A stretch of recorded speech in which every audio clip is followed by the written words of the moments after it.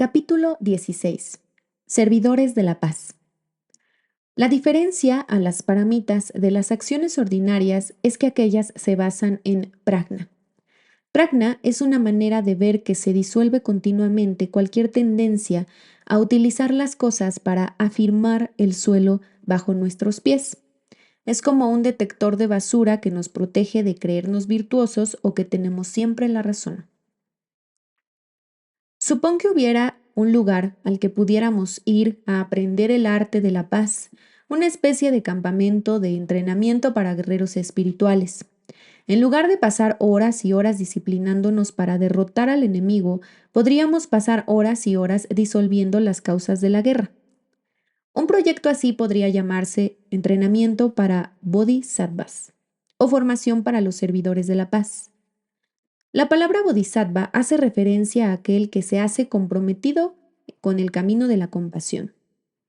El campamento podría ser dirigido por Nelson Mandela, por la Madre Teresa o por su santidad el Dalai Lama, pero es más probable que fuera dirigido por personas de las que nunca hemos oído hablar, como los hombres y mujeres ordinarios de todo el mundo que dedican su vida a ayudar a otros a liberarse del dolor. Los métodos aprendidos en el entrenamiento para bodhisattvas podrían incluir la práctica de la meditación y el tonglen. También podrían incluir las 6 paramitas, las 6 actividades de los servidores de la paz. La palabra paramita significa pasar a la otra orilla. Estas acciones son como una balsa que nos lleva al otro lado del río del samsara. Las paramitas también reciben el nombre de acciones trascendentes porque se basan en ir más allá de las nociones convencionales de virtud y falta de virtud. Nos preparan para ir más allá de las limitaciones de las visiones dualistas y para desarrollar una mente flexible. Uno de los mayores desafíos del campamento sería el de evitar volvernos moralistas. Estando presente gente de todas las naciones, habría muchas opiniones conflictivas sobre lo que es ético y lo que no es, sobre lo que nos ayuda y lo que no. Muy pronto necesitaríamos a las personas más tranquilas y despiertas del lugar para que dirigieran un curso sobre flexibilidad y humor. A su manera, Trungpa Rinpoche diseñó un curso de este tipo para sus estudiantes. Hacía que memorizáramos ciertos cantos y a los pocos meses, cuando ya los teníamos memorizados, cambiaban los textos. Nos enseñaban ciertos rituales y era extremadamente preciso respecto a cómo habían de ser realizados. Más o menos cuando empezábamos a criticar a la gente que los hacía mal, volvía a enseñar los rituales de una manera completamente distinta. Imprimíamos manuales que describían todos los procedimientos adecuados, pero generalmente se quedaban obsoletos antes de salir de la imprenta. Después de años de este tipo de formación, uno empieza a soltar el apego. Si la instrucción dice que hoy hay que ponerlo todo a la derecha, uno lo hace con toda la impecabilidad que puede. Cuando mañana la instrucción sea ponerlo todo a la izquierda, uno lo hará de todo corazón. La idea de que hay una forma correcta de hacer las cosas se va disipando en la niebla. La meditación y el tonglen son métodos bien probados para educarse en la adaptabilidad y para abandonar la rigidez mental. Las 6 paramitas completan estas prácticas y acercan la formación a la vida cotidiana. Son los medios que permiten que todo lo que hacemos se vuelva una forma de vivir, el arte de la paz. Lo que diferencia a las paramitas de las acciones ordinarias es que aquellas se basan en prajna. Prajna es una manera de ver que disuelve continuamente cualquier tendencia a utilizar las cosas para afirmar el suelo bajo nuestros pies. Es como un detector de basura que nos protege de creernos virtuosos o que tenemos siempre la razón. Cuando nos estamos educando en el arte de la paz, no se nos promete que, dadas nuestras nobles intenciones, conseguiremos nuestros objetivos. De hecho, no se puede prometer que las enseñanzas vayan a dar fruto. En lugar de ello, se nos anima a mirar profundamente a la alegría y el dolor, a la risa y al llanto, a la esperanza y al miedo, a todo lo que vive y muere. No es que digamos, ya sé que yo no importo mucho, pero si cambio el mundo, será mejor para los demás. Es menos complicado que eso. No pretendemos salvar al mundo, sino preguntarnos cómo les va a los demás y reflexionar sobre cómo les afectan nuestras acciones. Las 5 primeras acciones trascendentes son generosidad, disciplina, paciencia, esfuerzo y meditación. Y son inseparables de la sexta, prajna, que imposibilita que usemos nuestras acciones para sentirnos seguros. Prajna es la sabiduría que corta con el inmenso sufrimiento que se origina al tratar de proteger el propio territorio. Las palabras generosidad, disciplina, paciencia y esfuerzo puede que contengan connotaciones de rigidez para muchos de nosotros. Puede que nos suenen como una pesada lista de obligaciones y tal vez nos recuerden las reglas del colegio o los sermones moralistas. Sin embargo, las paramitas no tienen nada que ver con estar a la altura de alguien o de algo. Si creemos que tienen que ver con lograr un nivel de perfección, entonces estaremos derrotados antes de empezar. Es más exacto describir las paramitas como un viaje de exploración y no como mandamientos grabados en la roca. La primera de las paramitas es la generosidad, el camino de aprender a dar. Cuando nos sentimos inadecuados y sin valor, acumulamos cosas. Tenemos mucho miedo, miedo a perder lo que tenemos y a sentirnos aún más pobres de lo que nos sentimos. Esta mezquindad es extremadamente triste. Podemos mirarla y derramar una lágrima por nuestra forma tan miedosa de apegarnos a las cosas. El apego nos hace sufrir tremendamente. Deseamos la comodidad, pero en lugar de ello reforzamos la aversión, el sentido del pecado y la sensación de que somos un caso sin esperanza. Las causas de la agresión y el miedo comienzan a disolverse por sí mismas cuando vamos más allá de la pobreza de la retención. Por eso, la instrucción básica respecto a la generosidad es aprender a pensar en términos más grandes, hacernos el mayor favor del mundo y dejar de cultivar nuestros propios hábitos. Cuanto más experimentamos la riqueza fundamental, más podemos soltar nuestros agarres. Esta riqueza fundamental está a nuestro alcance en todo momento. La clave está en relajarse. Relajarse ante la nube del cielo, relajarse ante el pequeño pájaro de alas grises, relajarse cuando suena el teléfono. Podemos ver la simplicidad de las cosas tal como son. Podemos oler cosas, saborear cosas, sentir emociones y tener recuerdos. Cuando somos capaces de estar presentes sin decir, ciertamente estoy de acuerdo con esto o definitivamente no estoy de acuerdo con lo otro, cuando podemos simplemente estar presentes de manera directa, entonces encontramos la riqueza fundamental por todas partes. No es nuestra ni de ellos, sino que siempre está disponible para todos. Está en la gota de lluvia, en la gota de sangre, en el dolor de corazón y en el deleite. Esta riqueza es la naturaleza de las cosas. Es como el sol, en el sentido de que brilla sobre todos y todas las cosas indiscriminadamente. Es como un espejo, en el sentido de que está dispuesta a reflejar cualquier cosa sin aceptarla ni rechazarla. El camino de la generosidad es conectar con esta riqueza, atesorarla tanto que comencemos a regalar cualquier cosa que la bloquee. Regalamos nuestras gafas de sol, nuestros abrigos largos, nuestras capuchas y nuestros disfraces. En resumen, nos abrimos y nos dejamos tocar. A esto se le llama crear confianza en la riqueza omnipresente. A nivel ordinario y cotidiano, la experimentamos como flexibilidad y calidez. Cuando uno toma el voto formal de Bodhisattva, debe dar un regalo a su profesor y esa donación será el punto focal de la ceremonia. Las directrices dicen que se ha de dar algo precioso, algo de lo que nos cueste separarnos. Una vez pasé todo un día con un amigo que estaba decidiendo quedar. En cuanto pensaba en algo, su apego por ello se hacía más intenso. Al cabo de un rato estaba al borde de un ataque de nervios. El pensamiento de perder una de sus más queridas pertenencias era más de lo que podía soportar. Más tarde comencé aquel episodio con un profesor que estaba de visita, el cual me dijo que quizá hubiera sido una buena ocasión para que aquel hombre desarrollara la compasión por sí mismo y por toda la gente atrapada en la miseria del deseo vehemente, por todos aquellos que son incapaces de soltar. Los bienes materiales pueden ayudar a la gente. Si se necesita alimento y lo podemos proporcionar, eso es lo que hemos de hacer. Si se necesita cobijo, libros o medicinas y los podemos dar, eso es lo que debemos hacer. Hemos de cuidar de la mejor manera posible de quien necesite nuestros cuidados. Sin embargo, la transformación real tiene lugar cuando abandonamos el apego y regalamos lo que pensamos que no podemos dar. La acción externa es capaz de aflojar nuestros hábitos de apego profundamente arraigados. En la medida en que somos capaces de dar así, podemos comunicar esta capacidad a otros. A esto se le llama dar el regalo de la intrepidez. Cuando tocamos la simplicidad y bondad de las cosas y tomamos conciencia de que básicamente no estamos hundidos en el barro, podemos compartir ese alivio con los demás. Podemos hacer el camino juntos, compartiendo lo que hemos aprendido sobre abrir armaduras y retirar parasoles y ser lo suficientemente intrépidos como para quitarnos nuestras máscaras. También podemos dar el regalo del Dharma.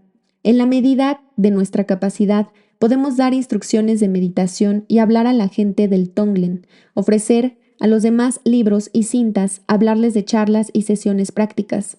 Así damos a la gente las herramientas para averiguar por sí mismos qué es lo que nos anima a aflojar nuestra fijación y a pensar en términos grandes.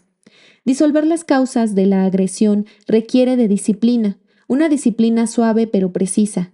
Sin la paramita de la disciplina, simplemente no contamos con la fuerza necesaria para evolucionar. Recuerdo el primer retiro que dirigí tras la publicación de The Wisdom of No Escape. La mayoría de las personas habían venido porque se sentían atraídas por la noción de Maitri que impregnaba el libro. En torno al tercer día de trabajo estábamos todos sentados en meditación cuando de repente una mujer se puso de pie, hizo unos estiramientos y se tumbó en el suelo. Cuando le interrogué al respecto un poco más tarde me dijo, bien, me sentía tan cansada que pensé que podría ser bueno conmigo mismo y darme un descanso. Entonces me di cuenta de que no tenía que hablar de la magia de la disciplina y de no dejarse arrastrar por estos estados de ánimo. La primera vez que medité con los estudiantes de Trungpa Rinpoche fue en 1972. Él no llevaba mucho tiempo en Norteamérica y su trabajo estaba empezando a evolucionar. En una esquina de la habitación había un hombre parapetado sobre 3 cojines redondos y cada 5 o 10 minutos se venía abajo con todo el montaje. Entonces volvía a colocar los cojines y continuaba.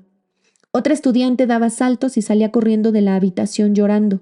Lo hice como unas 5 veces en una sesión de 1 hora. Cuando empezamos a meditar caminando, había tantos estilos distintos y excéntricos como personas. Una persona doblaba mucho la rodilla y daba pasos medio flotando. Otro andaba hacia atrás. Todo aquello era muy entretenido, pero nos distraía enormemente. Poco después, Rinpoche comenzó a introducir poco a poco un tipo de meditación estándar y las cosas se calmaron considerablemente. Lo que disciplinamos no es nuestra maldad o nuestra equivocación, sino cualquier tipo posible de escape de la realidad. En otras palabras, la disciplina nos permite estar aquí y conectar con la riqueza del momento. Lo que libera a la disciplina de la severidad es prajna, la sabiduría.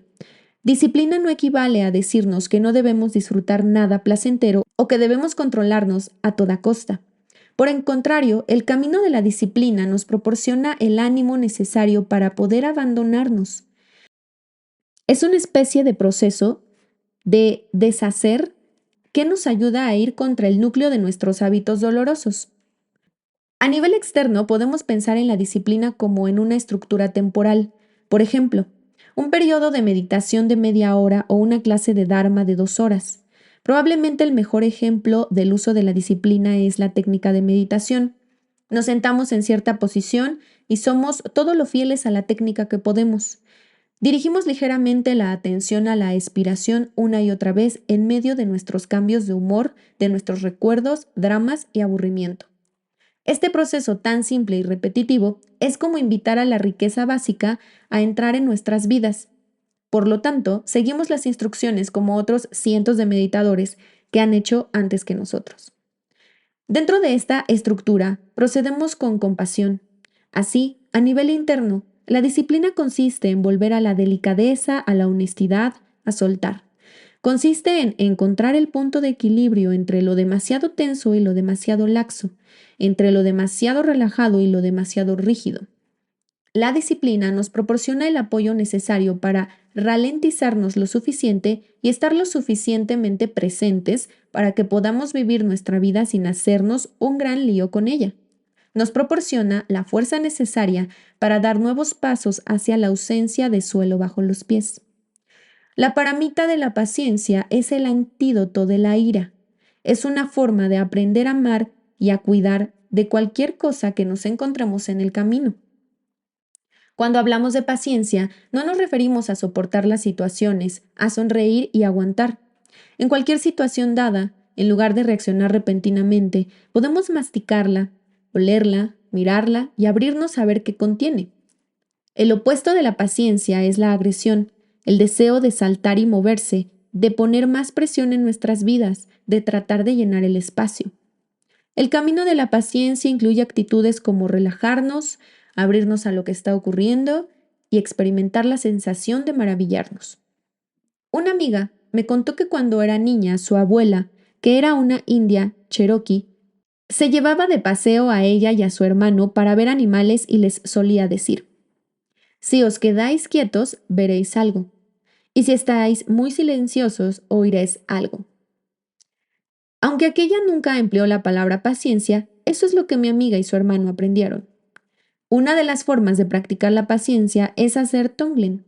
Cuando queremos hacer un movimiento repentino, cuando empezamos a acelerarnos, cuando sentimos que necesitamos resolver algo, cuando alguien nos grita y nos sentimos insultados, nuestro primer impulso es devolver el grito o desquitarnos. Queremos sacar el veneno fuera de nosotros. En lugar de ello, podemos conectar con nuestra inquietud humana y con nuestra agresión básica, practicando tonglen para todos los seres. Esto nos permite emitir una sensación de espacio y amplitud que ralentiza las cosas todavía más. Sentados o de pie, presentes en ese lugar, podemos crear el espacio para que no ocurra lo habitual.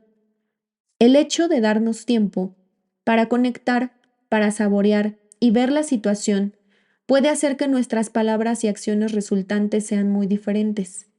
Como todas las demás paramitas, el esfuerzo tiene una cualidad de camino. Es un proceso. Cuando empezamos a practicar el esfuerzo, vemos que a veces podemos hacerlo y otras no. Entonces la pregunta pasa a ser: ¿cómo conectar con la inspiración? ¿Cómo conectar con la chispa y la alegría que están disponibles en todo momento? El esfuerzo no consiste en forzarnos, no se trata de un proyecto que tenemos que acabar o de ganar una carrera. El esfuerzo es más bien como despertarse una mañana fría y nevada en un refugio de montaña, dispuestos a dar una larga caminata, pero sabiendo que en primer lugar tenemos que levantarnos y hacer fuego. Preferiríamos quedarnos cálidamente en la cama, pero saltamos de ella y encendemos el fuego porque la belleza del día que tenemos por delante sobrepasa nuestro deseo de comodidad. Cuanto más amplia sea nuestra perspectiva, más conectamos con una alegría energética. El esfuerzo consiste en conectar con nuestro deseo de iluminación. Nos permite actuar, dar y trabajar valorando todo lo que se cruza en nuestro camino. Si realmente supiéramos la infelicidad que causa en este planeta nuestra evitación del dolor y nuestra búsqueda del placer, si entendiéramos que este hecho nos hace desgraciados y corta nuestra conexión con nuestro corazón y nuestra inteligencia básicos, practicaríamos la meditación como si se nos estuviera quemando el pelo. No pensaríamos que tenemos mucho tiempo y que podemos dejar la práctica para más adelante. Gracias a Prajna, las paramitas se convierten en formas de desprendernos de nuestras defensas. Cada vez que damos, cada vez que practicamos la disciplina, la paciencia o el esfuerzo es como desprendernos de una pesada carga. La paramita de la meditación nos permite seguir por este camino. Es la base de una sociedad iluminada que no esté basada en pérdidas y ganancias, en ganar o perder. Cuando nos sentamos a meditar, podemos conectar con algo no condicionado, con un estado mental, con un entorno básico que no se aferra ni reacciona a nada. La meditación es probablemente la única actividad que no añade nada a nuestro escenario vital. Permitimos que todo vaya y venga sin más. La meditación es una ocupación totalmente no violenta y no agresiva. La base del cambio real consiste en no llenar el espacio automáticamente y permitir la posibilidad de conectar con una apertura incondicional. Podrías decir que esto supone prepararnos para una tarea que es casi imposible, y quizás sea verdad, pero por el otro lado, cuanto más nos quedamos con esa imposibilidad, más descubrimos que es posible después de todo. Cuando nos apegamos a recuerdos y pensamientos, nos estamos apegando a algo que es inasible. Si nos permitimos entrar en contacto con estos fantasmas y dejarlos pasar, podemos descubrir un espacio, un alto en el parloteo, un vislumbre del cielo abierto. Este es nuestro derecho de nacimiento, la sabiduría con la que nacimos. El vasto despliegue de riqueza primordial, de apertura primordial, de sabiduría primordial. Entonces, todo lo que tenemos que hacer es descansar sin distracción en el presente inmediato, en ese mismo instante temporal. Y si somos arrastrados por pensamientos, anhelos, esperanzas y miedos, podemos volver una y otra vez a este presente. Estamos aquí. Es como si fuéramos arrastrados de este lugar por el viento y el mismo viento nos devolviera a él. Podemos descansar en el lugar que se crea cuando un pensamiento se ha ido y el siguiente aún no ha surgido. Podemos ejercitarnos en volver al corazón inmutable de este mismo instante, ya que de él procede toda la compasión y toda la inspiración. El sexto paramita es prajna, que convierte en oro todas nuestras acciones. Se dice que los demás paramitas pueden darnos puntos de referencia, pero prajna corta con todo. Prajna nos deja sin hogar, sin lugar donde habitar, y gracias a ello por fin podemos retajarnos. No más lucha, no más morder, no más tomar partido. A veces sentimos un tremendo anhelo por nuestros antiguos hábitos. Cuando trabajamos con generosidad podemos observar nuestras ganas de aferrarnos. Cuando trabajamos con disciplina, vemos nuestra nostalgia por desmarcarnos y desvincularnos de todo. Cuando trabajamos con paciencia, descubrimos nuestro deseo de velocidad. Cuando practicamos el esfuerzo, nos damos cuenta de nuestra pereza. La meditación nos permite ver nuestro discurso interminable, nuestra inquietud y nuestra actitud de ¿y a mí qué me importa? Simplemente dejamos de ser esta nostalgia sabiendo que todos los seres humanos nos sentimos así. En ese momento existe un lugar para la nostalgia de la misma forma que existe un lugar para todo lo demás. Año tras año seguimos quitándonos nuestra armadura y avanzando más hacia ese estado en el que no tenemos suelo bajo los pies. Esta es la formación del Bodhisattva, la formación del servidor de la paz. El mundo necesita gente que tenga esta formación. Policías bodhisattvas, políticos bodhisattvas, padres bodhisattvas, conductores de autobús bodhisattvas. Bodhisattvas en el banco y en la tienda de comestibles. Se nos necesita en todos los niveles de la sociedad. Se nos necesita para transformar nuestras mentes y acciones en beneficio de los demás, para que el mundo tenga un futuro. Si te gustó este contenido, suscríbete, así me ayudas a seguir creando.